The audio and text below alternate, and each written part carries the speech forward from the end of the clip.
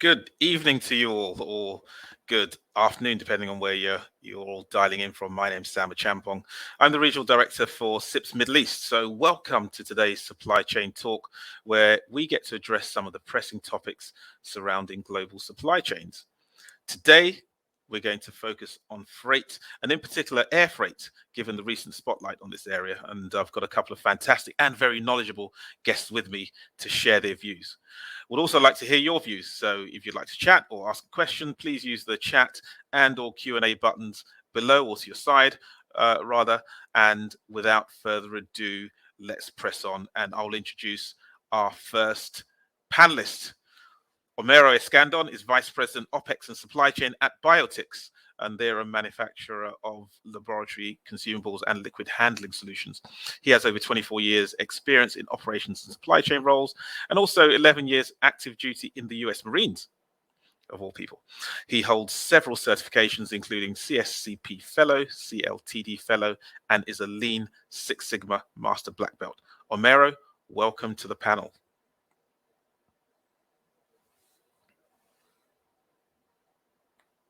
Hi there, you with us? Can you hear me? Fantastic, we can now. Welcome to the panel. All right. Thanks for taking the time. How's it going? Hello, everyone. Good. Thank you. Excellent. So thanks, Amira. I'm going to jump straight into it, really, and I think we'll start off with a particular article that we were talking about earlier backstage, and we'll read in the comments of Nabil Sultan, who's a senior vice president at Emirates Sky Cargo, and he expects global supply chain restraints to continue beyond 2022. What are your views on this? Yeah, so I agree. The global supply chain crisis is not going to get better before, when we started seeing some of these issues early on, many people expected that it was something that would be pretty temporary. And it's gone beyond that, right? And when you have a supply chain infrastructure, a global supply chain infrastructure that relies so much on the roadable nature of movements, of containers, of trucks, of trailers, it really, when you have a disruption to that, then you end up having kind of this train goes off the rails situation, and getting it back on the rails is the hard part. And so as economies have started to have restarted, then now there's this tremendous amount of kind of bottlenecks in the supply chain. And so it's not something that will fix itself overnight. And it requires attention, and it requires a lot of kind of management through the issues. And so, yeah, absolutely, it's going to stretch beyond it's going to stretch beyond 2022 at the very least. And we're feeling it both in the sea freight, on the sea freight side, and then on the air freight side, as you know, and I believe the article touched on this as well, the belly of passenger planes is where almost half of air freight goes or is moved. And when passenger flights, due to the pandemic, were canceled, then you got a reduction in capacity there as well. And so that was affected. And yes, that'll come back on at some point as passenger travel increases again. But still, there's a whole lot of freight that needs to be moved, that's waiting to be moved, that is sitting out there. And so it's really important that those folks that have influence and control over managing capacity in different modes, air freight, sea freight, and road, do what they can to increase capacity, to kind of manage through the bottlenecks.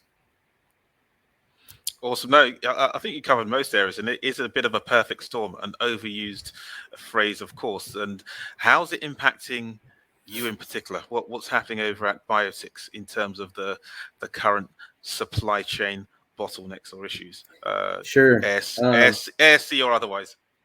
Yeah, so it's interesting. The We actually, our main customers are distributors around the globe. And so a lot of what we ship are full container loads. And when a lot of the sea freight bottlenecks started happening, we started feeling that pretty intensely.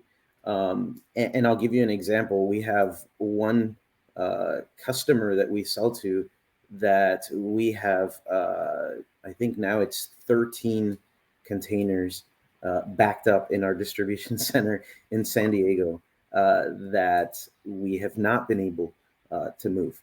And that's probably the most extreme case. Actually, it is the most extreme case.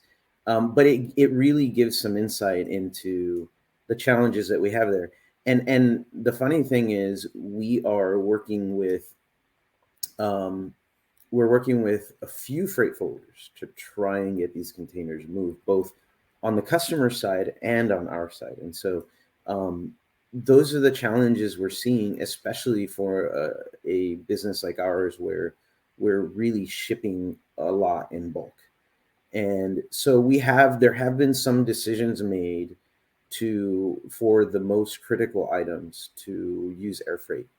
Now, typically, that's going to be, you kind of segment the most important things and say, even though I'm looking forward to getting, X tons of cargo, I'm going to take this kind of 20% of the whole and expedite that via air freight. And we all know why that happens. It happens because of the cost, right? The cost of air freight being whatever it is, 7 or 8 times what it is for sea freight, right? If not, I would send everything. But certainly that's a constraint that we have to always consider in our decision making. Very true, and I think the last comment you made is an obvious one. It may be the route of choice, but economically maybe not. But no, thanks for that, Omero, for shedding some light, especially what's happening with biotechs, which is, I'm sure, familiar with many organisations. But I think it's a good time or a good point to bring in our second guest, rather, John Glenn, who in many circles needs no introduction. John is a visiting fellow at Cranfield School of Management. He's worked extensively in the area of executive education globally for many years and has published and or commissioned over 80 reports and conference papers, with his special interest being in the areas of housing and health economics. He has an almost encyclopedic knowledge of supply chain, and he's also regularly comments on global macro economics on various media, including the BBC. And astonishingly, he's given more than 75 interviews in the last 3 years, I understand, with presumably this being his 76th. Welcome, John. Glad to have you. How are you, Sam? Yeah, not too bad at all. Not too bad at all. I'm sure I've forgotten some things, but that's really all I can remember. But thanks for being here. And I'm glad you can remember. John, let's go back to the recent comments from Nabil Sultan from Emirates Sky Cargo, where, again, as I said to Homero, we have a perfect storm: lower air passenger demand, higher air cargo demand, the result in increasing costs and therefore prices, labor shortages. So he doesn't seem far off when he says this isn't something that'll disappear overnight. Is he spot on? Yeah, I think so. And Amero started to talk about what's going to drive this situation. So on the demand side, what we have is we have to remember that in the wealthiest economies in the world, they haven't been able to consume effectively for nearly 18 months. So we've had a massive build-up in savings, in household savings, in corporate savings. And effectively that money is waiting to be unleashed on the economy. So on the demand side, we see a massive increase, a massive willingness and capability to spend. And then on the supply side, we've got an issue that our supply chains are enormously fractured. Enormously fractured in the first instance because of COVID. So we know we can't get truck drivers, there's a shortage of truck drivers. So as Omera said, the first problem he's got is to get his goods out of his factories or out of the point of production to the port. Then it's getting them through the port. So we now have a situation. I work with Kuehne Nagel. They have a tool called Sea Explorer, which maps out where all the container ships in the world are. In October of this year, they came up with a figure of 629 cargo ships that are currently globally at anchor, waiting to either load or offload their cargo. Okay, this represents about 12% of the shipping capacity globally, and normally about between 2 or 3% of that capacity would be at or waiting to berth. So we see there's an enormous amount of capacity that is being held up, actually waiting to offload. So what happens? Exactly what Amero described happens. Organizations will then start to make a decision. If I can't sea freight this stuff, what I'm going to do is I'm going to go to air freight. And I recounted an example to you when we were prepping for this yesterday, where a freight forwarder that I work with was discussing moving Christmas tree lights by sea freight in September. And it got to the point where either the reliability of the sea freight could not be guaranteed. And obviously with something that has to go into a Christmas market, that's a big issue. And the guy just turned around and said, well, charter me 7 planes and I'll fly this stuff out of China into the European market, where he wanted to take this stuff. And so we see that massive increase in the demand for air freight. And then, as Amira said, that hits the perfect storm of the capacity not being there. Because if we haven't got the passenger travel, we haven't got the belly capacity. 50% of the capacity of air freight is massively being underutilized because the planes literally aren't flying. And we see the spike in air freight rates, or a lack of capacity and ability to deliver. And again, when we talk about reliability, if you look at the reliability index of sea freight, normally we can rely on sea freight to deliver fully on time in about 80 to 85% of cases. That reliability index at the moment is down at 35%. So we've got a massive hike in rates. We've got a lot of capacity that is waiting to actually offload and onload cargo. We've got massive lack of reliability, increased rates, lack of reliability, lack of capacity. Air freight then trying to take some of the burden, but again being hindered by the fact that it hasn't got the capacity in place to do that. And then it comes to, when we go back to Amero's point about the cost, we're now getting to a situation where organizations such as Amero's and organizations that are using sea freight are no longer discussing the cost of the freight, but it's whether or not you can actually get your freight onto a plane, or whether or not you can get your freight onto rail, onto sea, and onto trucks.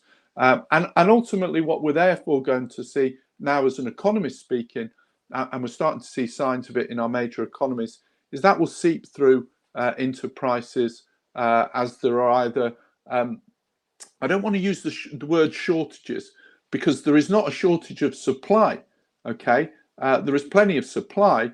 There are shortages at the point of consumption because we can't get the goods to the point of consumption. So, I do a number of interviews, as you said, particularly with national newspapers recently, and they are desperate for a commentator like me to say there is a shortage of. There is no shortage of, okay? There is plenty of supply available. We are really struggling to get it to the point of consumption. And then I think the last thing that I would like to say is that, what has been made blatantly obvious now to the global economy is the importance of supply chains and the efficacy, the efficiency with which those supply chains have operated in normal times. And the point that I'm making there is we don't know what these supply chains do. Normal consumers, normal, conversations about our economies basically take supply chains for granted. And now it's when those supply chains are fractured that we realize A, how efficient and effective they've been in the past, and B, how critical they are to the successful delivery of goods around the world. So that's where we're at. And will we go to the end of 2022 and into 23? The key driver there is going to be, first of all, can we get COVID under control? And we have the local issue of Brexit, just to make things, as if things weren't bad enough.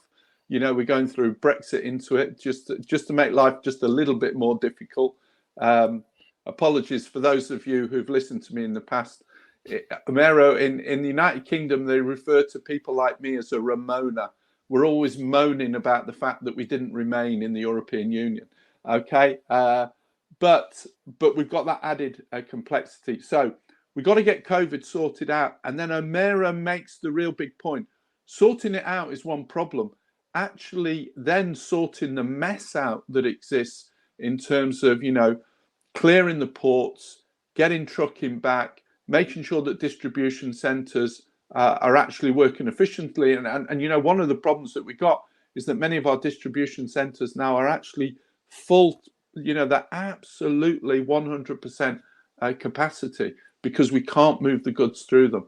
So there is an enormously sophisticated, interlinked supply chain, that has got a bad case of congestion. And that's going to take some time to sort out, even post sorting the COVID out. So they're the kind of drivers that we need to look at. And again, Amero will know this. If you go back to 2020 and March 2020, people saying, the supply chain problem will be, Q1 21. And then you go to September 2020, and the people are saying, it'll be over Q2, Q3 21. Now there are not many people saying, it'll be better before the end of 2022. So we've got a way to go, and it is going to be very challenging. I think there are a fair few points there, and actually, it sounded like beyond 2022 is a bit optimistic, to be honest. The comments by Nabil Sultan, because there's a multitude of issues conspiring here, John, and thanks for articulating them. I think one of them also that you mentioned was the end products, or the higher prices for the end products. Did your supplier manage to charter those planes for the Christmas trees? Absolutely. And does that then mean that the resulting price of Christmas trees, that end product, is going to be exorbitantly high in comparison to pre-2019? Yeah, absolutely. Because what you're going to have is the increased cost of the supplier, so that will drive prices. But you'll also have less Christmas tree lights on the shelves.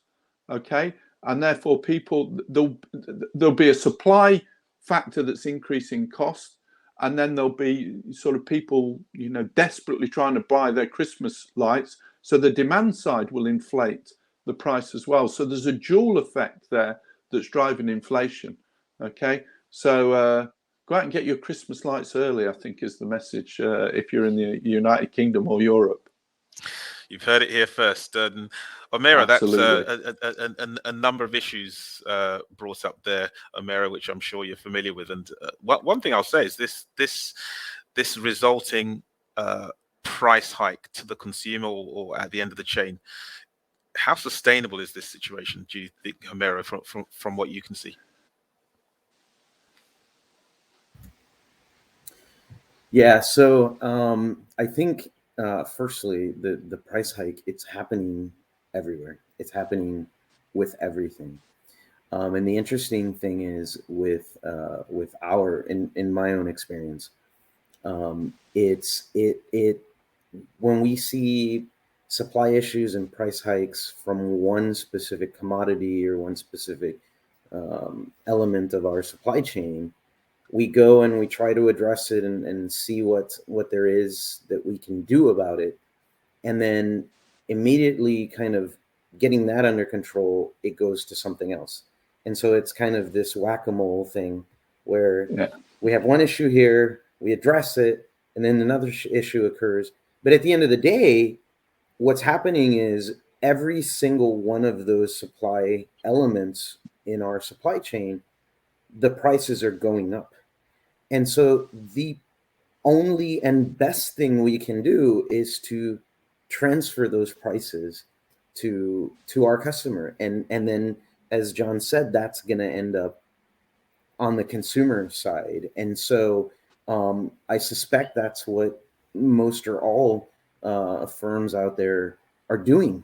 And so how far can it go? I'm not sure. I really, I'm not sure. I know I see, in my own life, prices going up for almost everything as far as consumer goods. And so for me, it's like at some point there should be some sort of breaking point, right? And I really don't know what that looks like from a perspective of pricing at the consumer level. Well, I think whack-a-mole is the best description I've heard so far of the global supply chain crisis. So I'm going to take that one. Thanks very much. But I think I mean, are we? If I'm going back to John here, is the only silver bullet to these myriad of issues the end of the pandemic? Is that the silver bullet? Because we've also got manufacturing issues on the other side, right? Yeah, well, absolutely. So you've got the normal supply chain risk things, so, if we have floods, if we have fires in our chip factories or whatever it is, that's the sort of run-of-the-mill, day-to-day sort of supply chain issues that we face. And, we face them as supply chain professionals forever, okay? The key issue is the pandemic. If you haven't got stevedores on the port, you've got a problem. If you haven't got truck drivers, you've got a problem. Okay, but then these problems multiply enormously quickly. So if we can't move containers off the port, either inland to distribution centres or onto carriers to move them and export them, then we can't bring new goods in. Containers are in the wrong position. Empties are not being returned. Trailers are not being returned to the ports. The whole thing implodes really quickly. So we have to sort the pandemic out. We have to sort it out very, very quickly. And then once that's done, we have to make sure that we do as much as we can to sort this problem out quickly. And so, for example, if you look at the Chinese government, producing an extra 100,000 boxes, because there's a shortage of boxes, and I think on top of that, there's probably been another 50,000 produced worldwide. That's all great, it's fantastic. By the way, the price of box production has more than doubled, so there's another inflationary impulse to add to Amero's whole analysis. But it's no point having all those boxes if you can't get them to the port. Or if you're putting goods in them that you can't move through the port. So again, it's back to the whack-a-mole thing. We solve one problem, and until the whole system resolves itself, and you look at the core fundamental systemic driver of the crisis, which is undoubtedly COVID, then until you've got that sorted out, people back at work, then you can't start sorting the problem out of fractures in global supply chains, whatever you try to do. No, absolutely. I think one thing that you mentioned there was the Chinese government producing more boxes, and that's the input that a government is putting in there. And I can recall a previous conversation where we had an example of the UK government trying to intervene by appointing a supply chain czar or supply chain expert at government level to try and anticipate future supply chain issues and try and impact current ones. Amero, is there anything else you think governments can do to add positive value to some of the moles that we need to whack? Yeah, absolutely. It's interesting. I see that question in the Q&A about governments doing what governments can do to help repair the supply chain, and it's pointing to the Biden 24-hour port operation thing in the U.S. I don't know how much that's going to help, because at the end of the day, if you're increasing to 24-hour operations at the port, you still who's going to work, who's going to do that work, right? I think one of the biggest things that governments need to help with, and for the most part, in this instance, I'm talking about the U.S. government, is really to streamline a way to get more to increase the labor pool, so that we can then increase capacity versus simply saying we're going to 24-hour operations. And I think that's something that, being the president of a nonprofit association chapter in supply chain myself, with our board of directors, we're really talking about what we can do in doing our part in helping to kind of build the talent pool. Because at the end of the day, before we started talking about this pandemic thing, we were talking about supply chain talent shortages, right? And so that hasn't gone away. And so how do we address that? Well, we need governments to help. We need governments to help us streamline education and training and upskilling of those types of workforces. It's an interesting that you jumped into the talent area, because I mean, I'll put this to Omer, and I'll also put it to John. But do you think we have that talent pool in place pre 2019, which was the kind of full stop for normal operations around the world? Do you think we already had the expertise or the talent to be able to not only fill supply chain roles, but to tackle crises as complex as we have now? I think generally no. I think there's been a talent shortage both at the kind of end-to-end supply chain management level, but then in the U.S. specifically, there's been a shortage of truckers, and so that isn't something that was new or is unique to the pandemic. That had been going on, and we knew it had been going on, but I don't see any specific effort by government to help with that. As a matter of fact, the U.S. government went in the opposite direction when they started kind of putting far more controls around immigration, which immigration was one pipeline for filling trucker roles. And so it's the fact that from a perspective of the trucking industry, truckers in the U.S. had been had been kind of in their retirement age. Like the average age of a trucker was above 50 or 55. And we weren't doing enough to kind of fill kind of on the back end, start filling in the kind of with younger people. And so that has been an issue for us, and it continues to be an issue for us. So, John, that's an interesting perspective, obviously, because that's the US perspective on truckers, which has come to roost in the UK as well. Clearly, industries or countries are not connected as they should do, otherwise they'll learn lessons of each other. But what's your take on that subject of the professionals in the field? Well, first of all, everything that Amara said for US, put UK in there. Okay, there was a trucker shortage beforehand. Okay, it was well documented. The industry was talking about it. The industry was proposing solutions, and part of the solution was immigration, and we've stopped that because of Brexit. And the story is well trailed. So we've now gone from, and again, the age profile of truckers in the UK exactly mirrors what Amaro talked about in North America. So yeah, look, we've gone from a situation where we were probably about 25,000 truckers low before COVID to being about 100,000 short now. So for the UK economy, that's an absolute disaster. But what I would add to what Amaro said, and he alluded to this, is, what can government do? My answer to that would be listen to supply chain professionals. So there is no shortage of supply chain professionals who are willing to engage with government.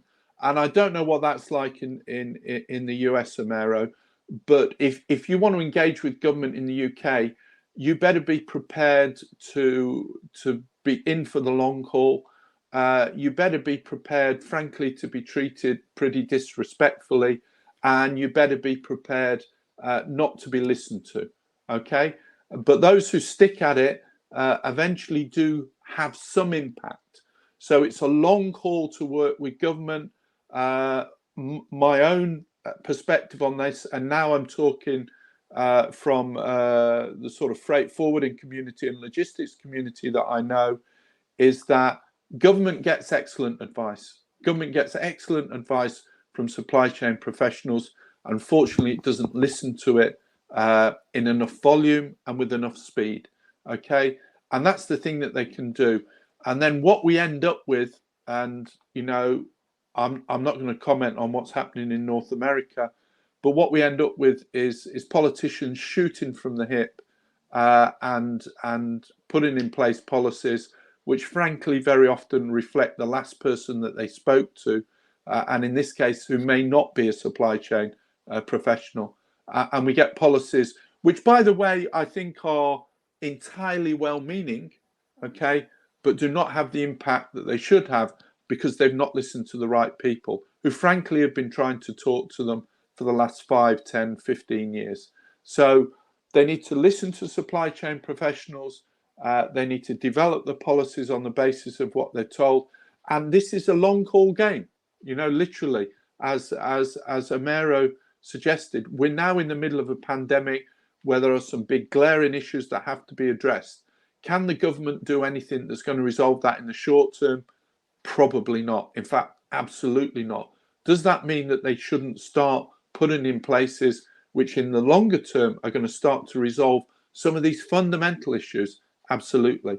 And again, it will only happen if they start to work with supply chain professionals.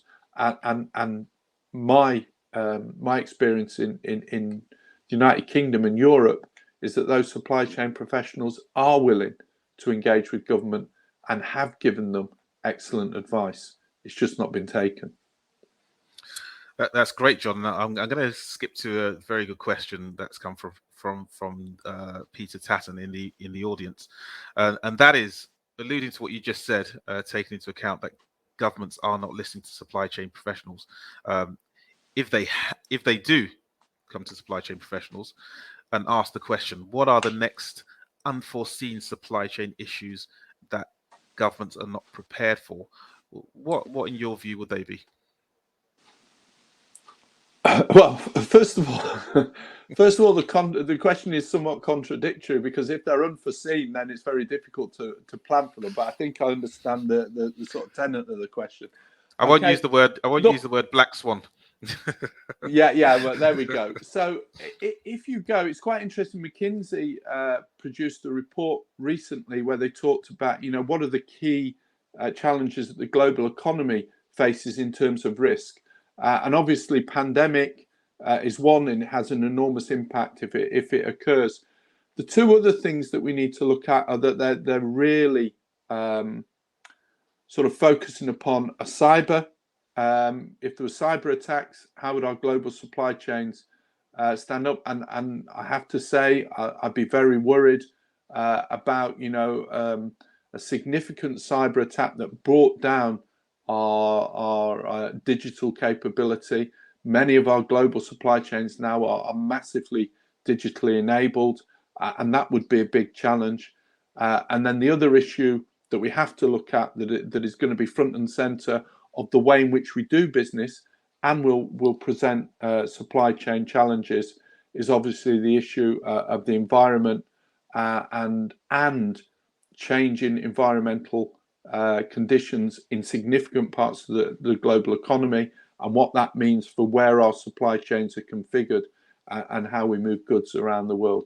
So I think the issue of environmental risk and the issues of cyber risk are going to be potentially big challenges that could have enormous impact on our supply chain and our supply chain capability.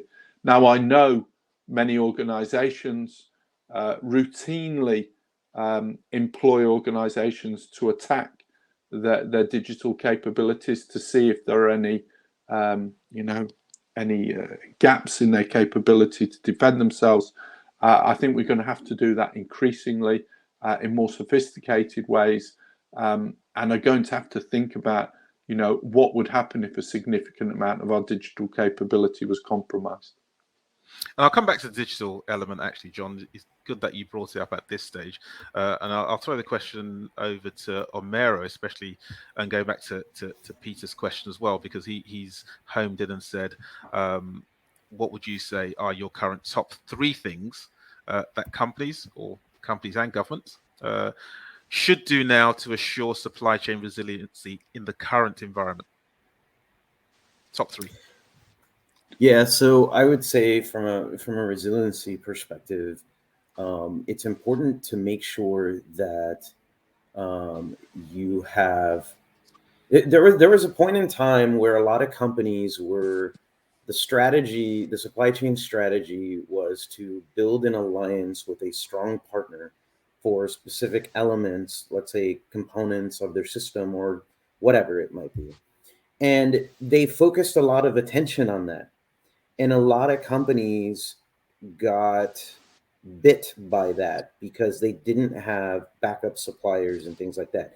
That's a really important resiliency topic, is to make sure that you have redundancy in your supply. So there were a couple of situations where my company got bit by that, right? So I think that's extremely important. And then to build on top of one of the things that John mentioned was the global climate change. That is a real kind of present and ever kind of increasing impact to supply chains. And so I'll give you an example. In North America, in the Gulf of Mexico region, it's an area that gets hit a lot by hurricanes. And hurricanes are increasingly becoming more impact, kind of having a bigger impact on that area, on that region. And in my company, we have a very important raw material that comes from that area. And so anytime there's a big hurricane that hits, it interrupts our supply chains, our supplies coming in. It also interrupts our outbound distribution going to the U.S. East Coast, kind of the southeast, like Florida and North Carolina and South Carolina.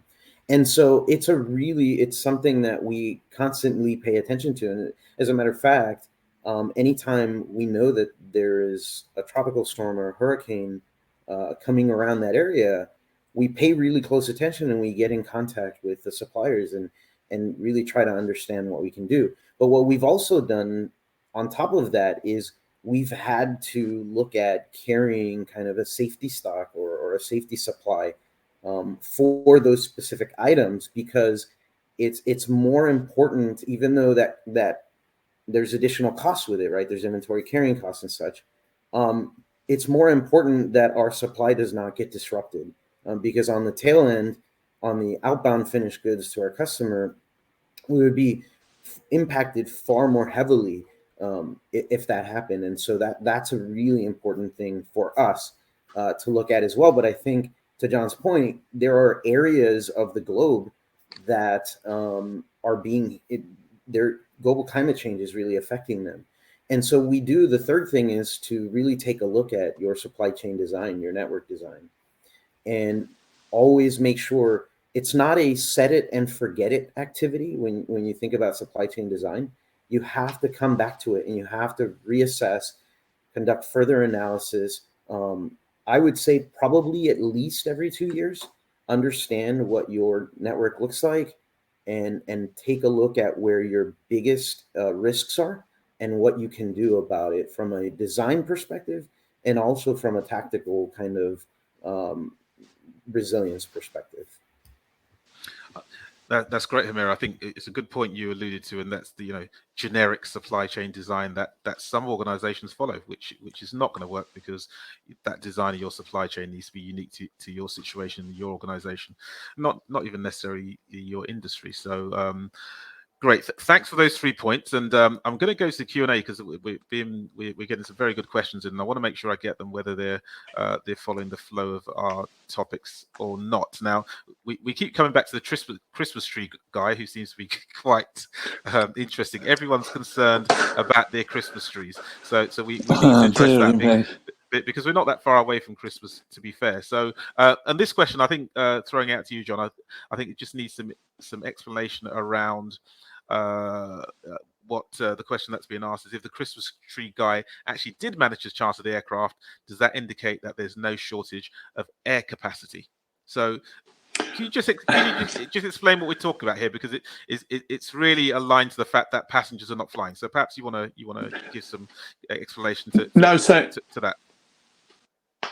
Amero made this point earlier, and he illustrated it perfectly. All that it illustrates in that specific example. So we can't say anything about the overall airline capacity, but in that specific example, it means that exporter was producing goods of a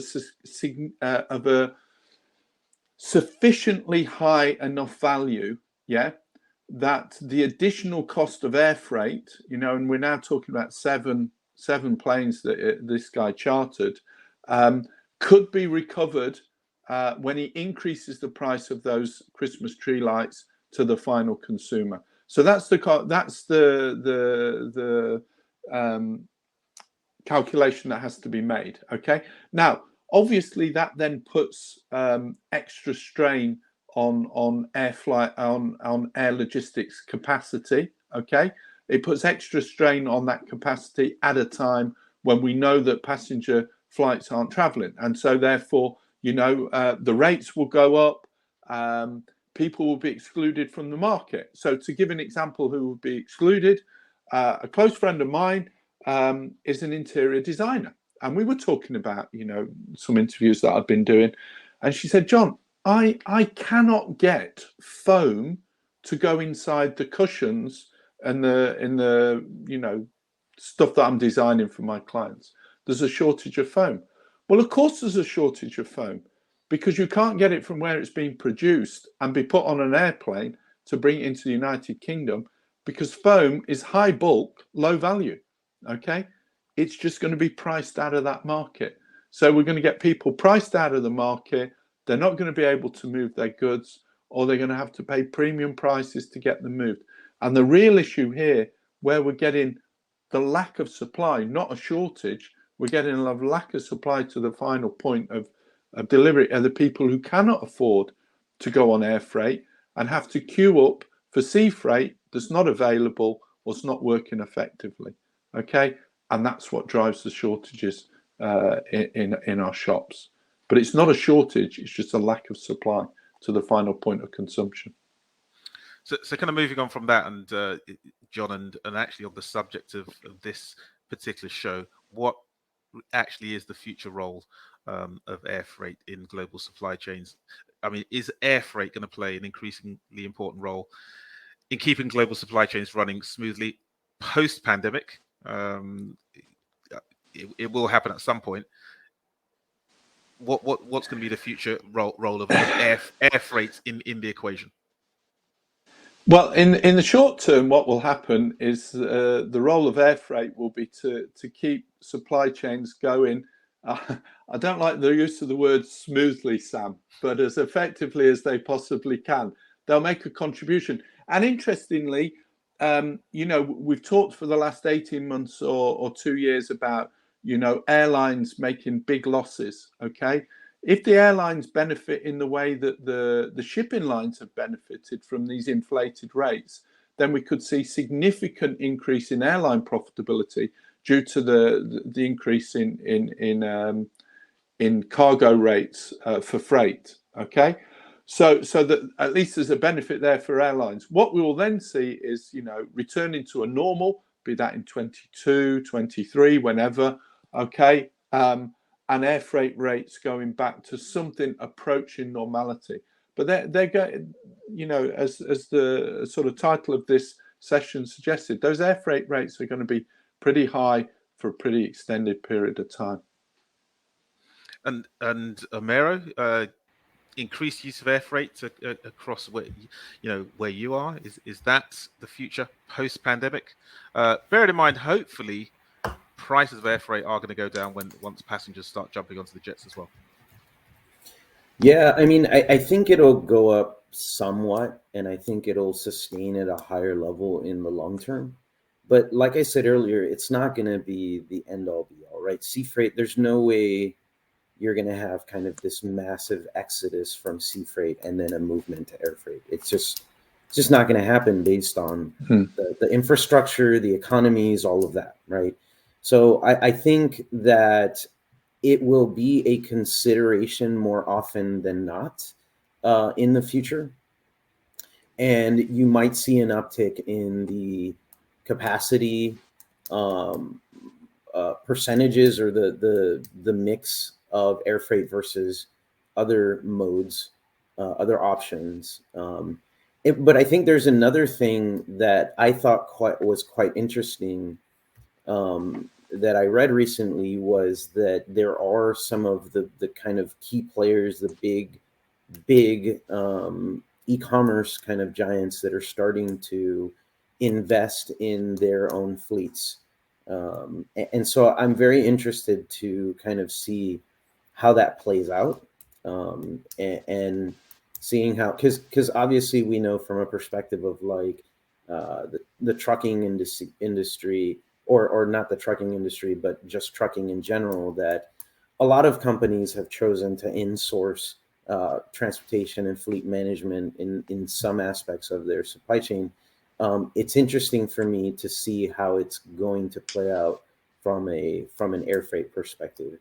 But again, I want to go back to the point that it's important to understand that increasing air freight capacity doesn't just mean the cargo capacity. It also means the port infrastructure, and that's extremely important.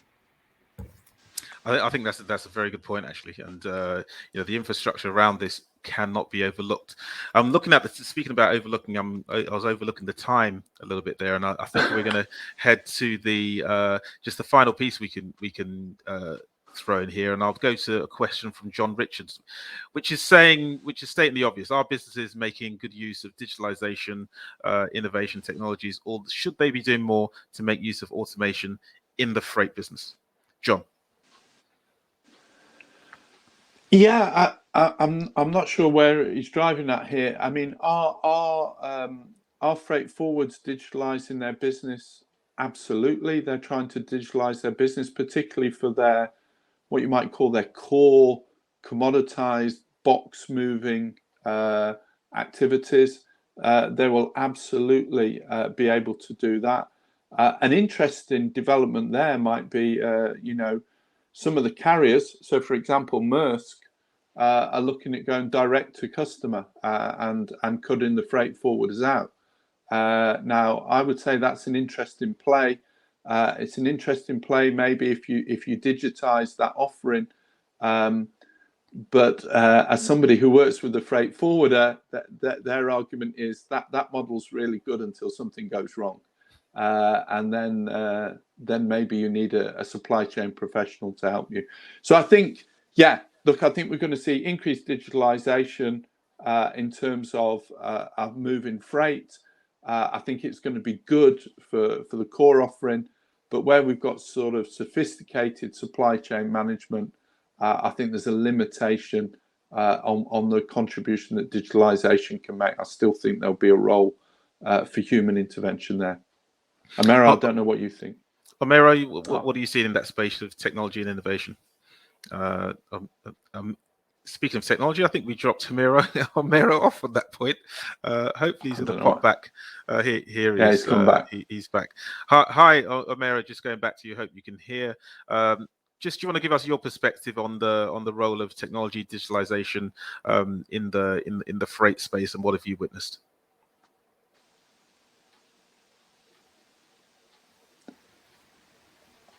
Hey guys, can you hear me?